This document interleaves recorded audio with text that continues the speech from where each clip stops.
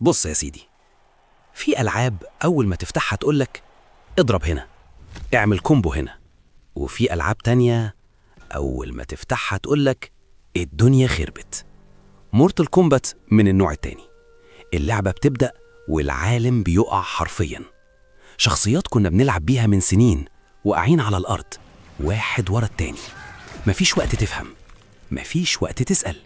وفي النص واقف وريدن، الكهربائي اللي في اللعبة، واقف مضروب مهدود، باين عليه ناس يفصل العداد. وشاو كان قدامه مطمن، متأكد إن كل حاجة خلصت. هنا بقى بدل ما الكهربائي يعمل أي حركة كهرباء ولا ينزل صعقة، يقرر يعمل أغرب حركة في تاريخ الألعاب، يبعت رسالة لنفسه في الماضي. الرسالة قصيرة ملهاش أي شرح. He must win. مين؟ ما نعرفش. إمتى؟ ما نعرفش. ليه؟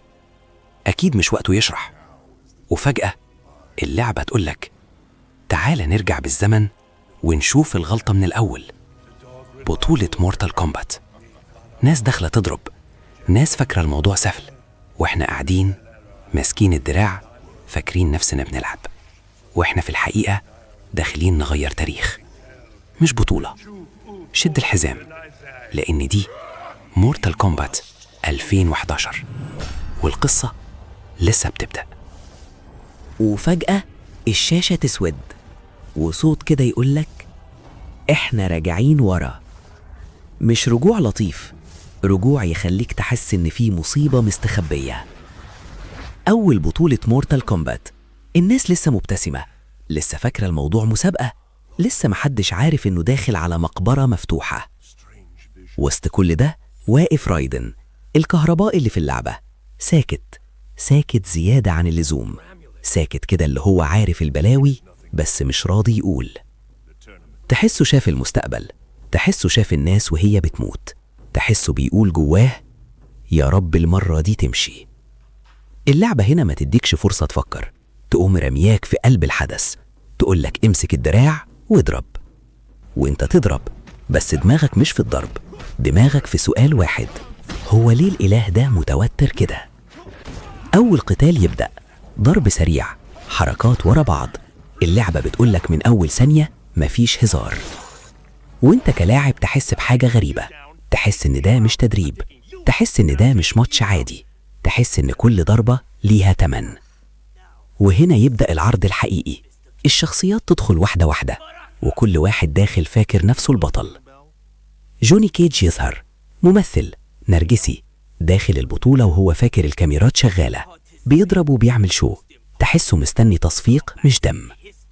سونيا تدخل، وشها يقول إنها مش جاية تلعب، جاية تخلص شغل، أي حد يقف قدامها يتحاسب فوراً. ليو كينج موجود، الطيب اللي بيلبس دور البطل، بيضرب باحترام كأنه بيقول معلش قبل كل لكمة.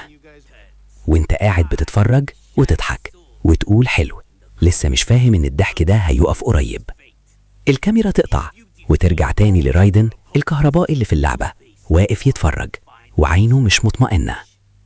كل شوية تجيله رؤية، نار، دم، ناس بتقع، وهو واقف مش فاهم. الإله الوحيد في اللعبة اللي محتاج حد يفهمه هو نفسه.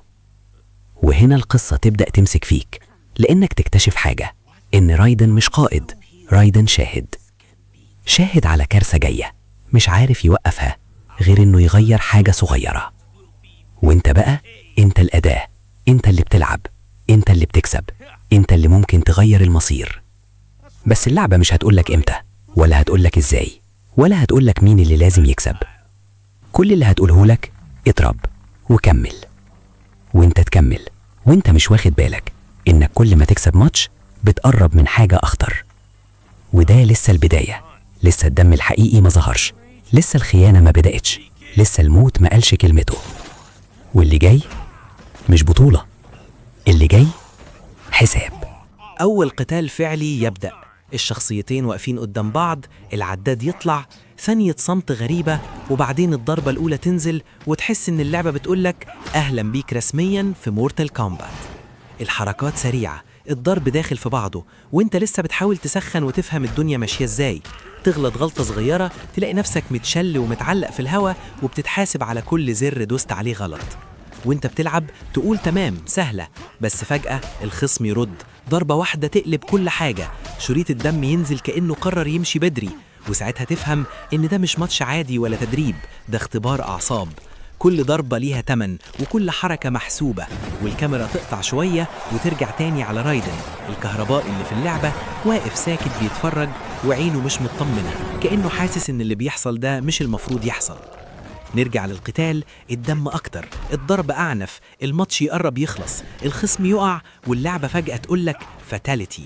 تقف ثانية تفكر وبعدين تعملها طبعا، حركة وحشية زيادة عن اللزوم تخليك تسأل نفسك أنا بلعب إيه من شوية. الفوز يطلع وانت مبسوط وحاسس إنك جامد، بس في نفس اللحظة اللعبة تهمس لك إن ده كان أول واحد بس، وانت تضحك وتقول ماشي، من غير ما تكون عارف إن اللي جاي أصعب وأقسى بكتير.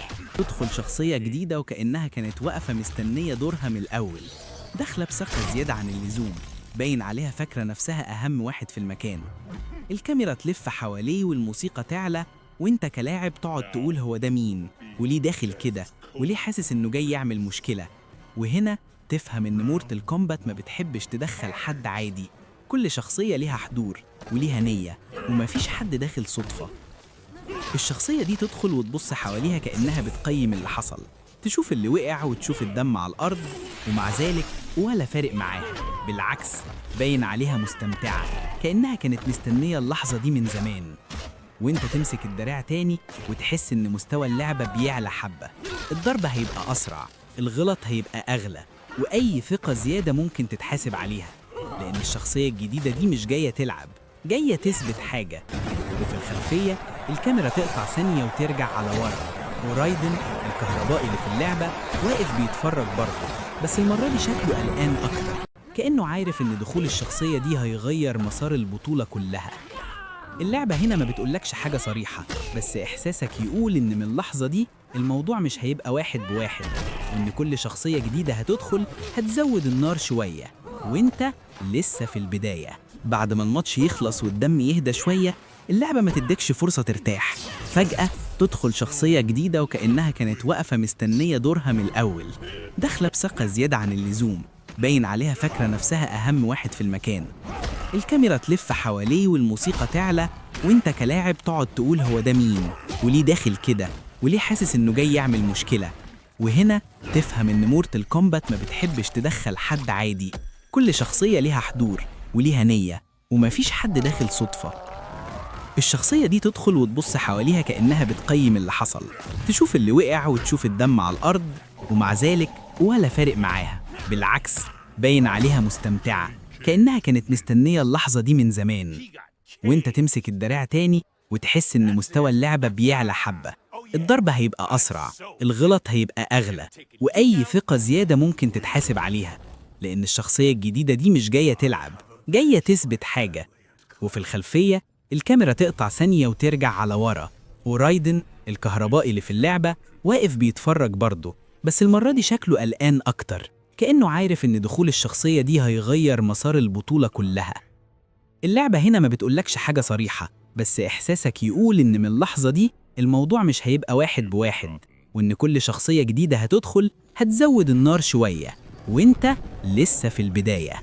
مع كل اللي حصل في البطولة ومع كل قتال خلص، الصورة بدأت توضح واحدة واحدة، ورايدن بدأ يفهم إن المشكلة عمرها ما كانت في القوة ولا في مين يكسب ومين يخسر.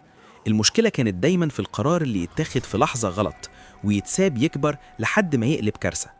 الرسالة اللي بعتها لنفسه في البداية he must win ما كانتش سحر ولا لغز معقد، كانت محاولة يائسة إنه يمنع نهاية هو شافها بعينه. بس اللي ما كانش فاهمه ساعتها إن الرسالة نفسها كانت ناقصة شرح وناقصة وعي وناقصة فهم للعواقب. كل مرة ورايدن حاول يتدخل كان فاكر إنه بيصلح، بس الحقيقة إن بعض التدخلات كانت بتزود الوضع سوء، لأن تغيير مسار صغير في وقت غلط كان كفيل يغير مصير ناس كتير، وكل رؤية شافها وكل دم ظهر قدامه كان انعكاس لاختيارات اتخذت خلاص ومش هترجع. النهاية هنا ما بتجيش فجأة، بتيجي بهدوء تقيل، هدوء يخليك تحس إن الحاجة اللي كنت مستنيها حصلت، بس بطعم مر، العالم اتنقذ، بس بتمن، والبطولة خلصت، بس الحرب الحقيقية ما كانتش جوه الحلبة، كانت جوه القرار. وانت كمشاهد تخرج من القصة فاهم إن مورتال كومبات مش لعبة عن الضرب وبس، دي لعبة عن المسؤولية، عن إنك لما يكون في إيدك قوة أو قرار لازم تبقى فاهم إن كل اختيار ليه نتيجة، وإن حسن النية لوحده ما يكفيش. ودي نهاية ما بتقفلش كل الأبواب، دي نهاية تسيب باب مفتوح وسؤال بسيط في دماغك: هل كان ينفع يحصل أحسن من كده؟ ولا بعض الكوارث لازم تحصل عشان نفهم؟